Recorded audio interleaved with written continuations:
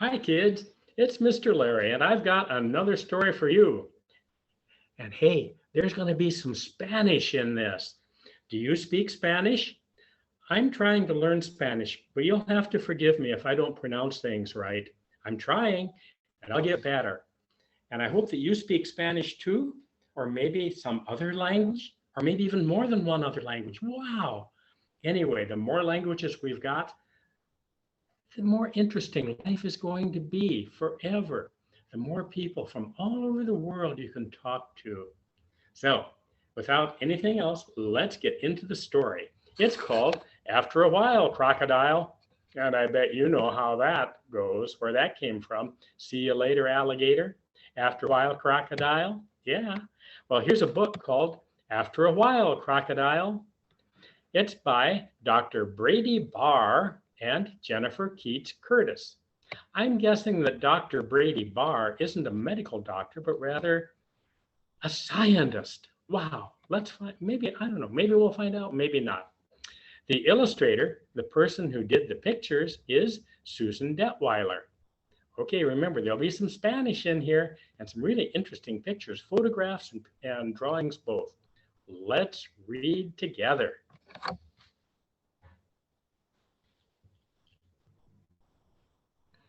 April 5th. I bet this is going to be like diary entries. Interesting.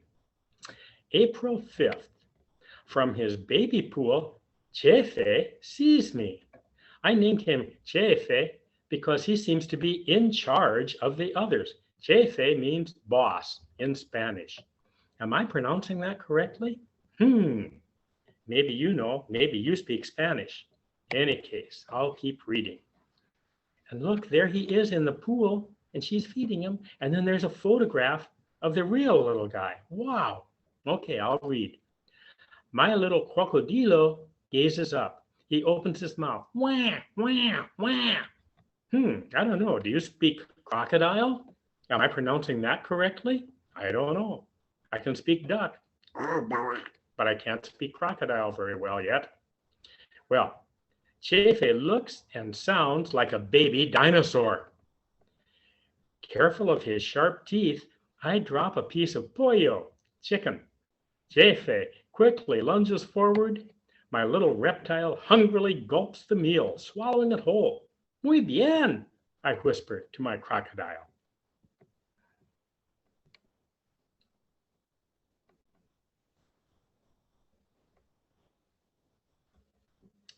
April 9th, 4 days later. I cannot wait to see Chefe. I caught a ranita, a little frog, for him. In the wild, he and the other hatchlings, what's a hatchling? I bet you know, somebody that just hatched, would also eat insectos, bugs, and small fish. In our escuela, our school, in Costa Rica, we are lucky to raise American crocodiles. Not American like United States of America, but America like North America, Central America, South America. American crocodiles. There are two kinds of crocs here, the American crocodile and the smaller spectacled caiman.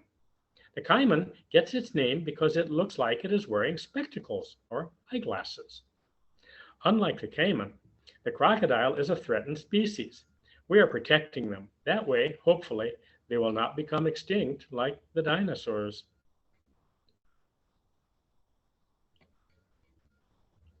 And you can look at their school there. Wow, look at all that.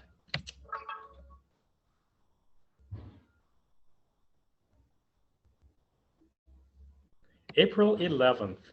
In the dry season, Dr. Brady Barr and another scientist rode caballos, horses, into the swamp along the long Rio River to look for huevos, eggs.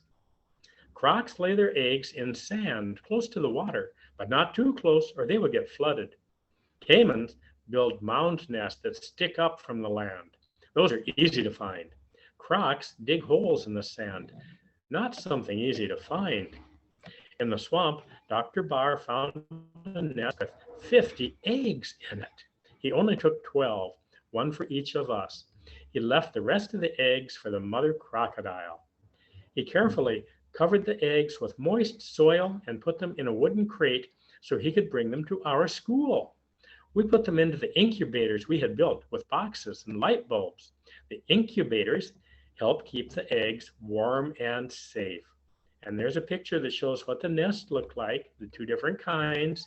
And then there's photographs that show how they really did it. Look at that. Neat.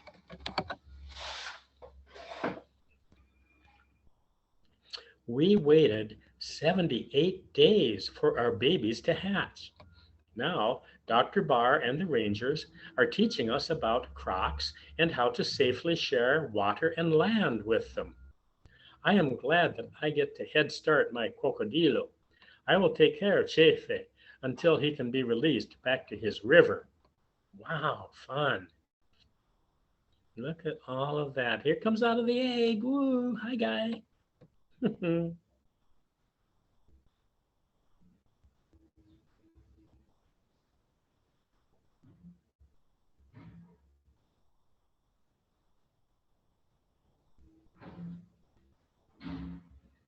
April 18th.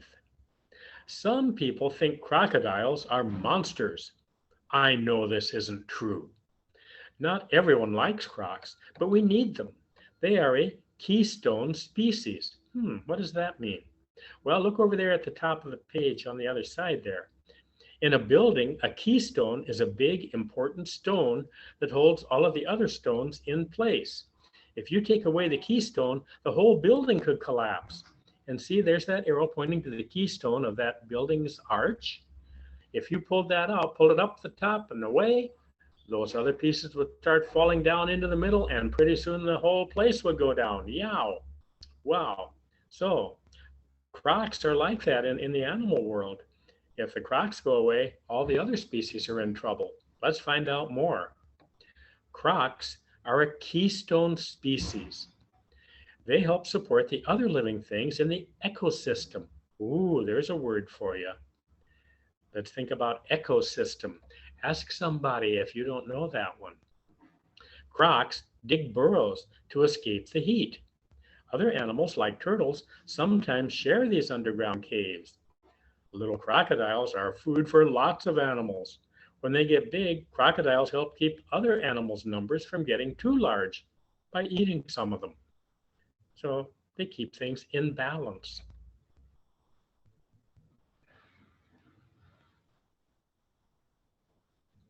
April 26th. Crocodiles can make more noises than any other reptile. Jefe is noisy. He closes his mouth and grunts. He calls wah, wah, wah when he is afraid. Sometimes he chirps. As he gets older and bigger, Jefe will learn to roar, growl, hiss, and bellow. Some big crocodiles sound like motorcycles.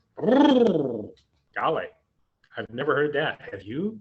I've heard motorcycles, but I've never heard a crocodile do that.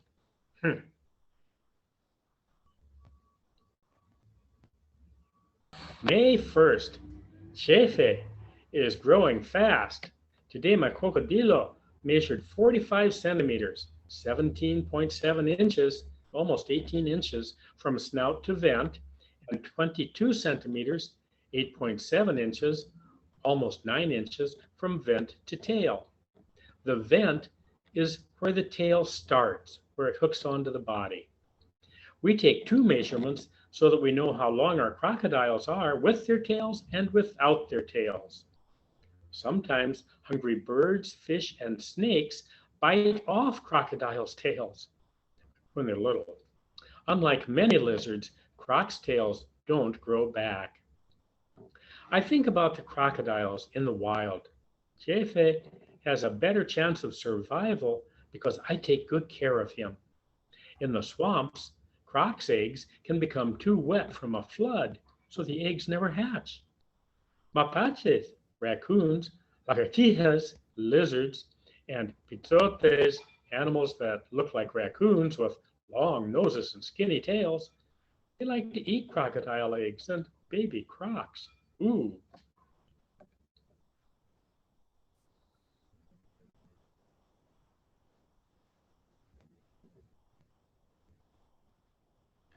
May 25th. Today, Jefe measured 50 centimeters, 19.7 inches, almost 20 inches, from snout to vent, and 25 centimeters, 9.8 inches, almost 10 inches, from vent to tail, the end tip of his tail. I feed him insectos. I still give him pollo, but I also try to feed him what he would eat in the wild. It is hard to believe Jefe was only as big as a candy bar when he first came out of his huevo. I'm so glad I heard him cry, wah, wah, wah, when it was time for him to hatch. Since his mom, wasn't there to dig him out of the nest and gently crack open his egg with her jaws, he used the egg tooth on the top of his snout to push his way out. How interesting.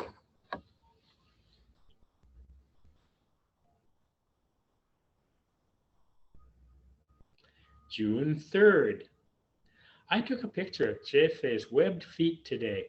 He has 5 toes on his front feet, but only 4 on the back. Before we let him go, we will tag him. A little metal clip will be placed in the webbing between his toes on the back foot. It's sort of like getting your ear pierced. It doesn't really hurt.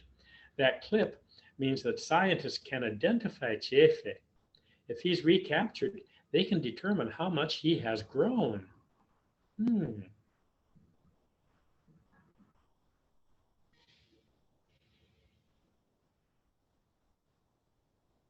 June 9th. It is hot, and Jefe is moving around a lot. He is cold-blooded. To warm up, he lies in the sun. The warmer he is, the more he moves around. To cool down, Jefe goes into the water or the shade, or he opens his mouth. Oh, like in the picture below, kind of like a puppy dog panting.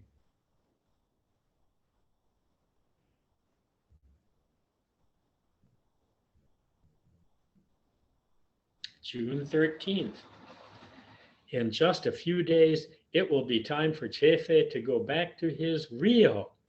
He is as big as a loaf of bread and ready to take care of himself. I will miss him.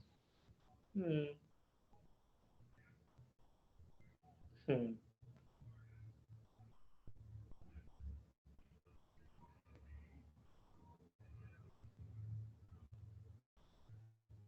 June 17th. Today, Jefe goes home. I carefully carry him down to the river, holding him by his neck and just behind his back legs. I gently put him down on the ground. With a side to side motion, he quickly belly slides toward the water. He turns around as if to look at me and then hisses. I may have taken care of him, but Jefe reminds me one last time he is definitely the boss. Hmm.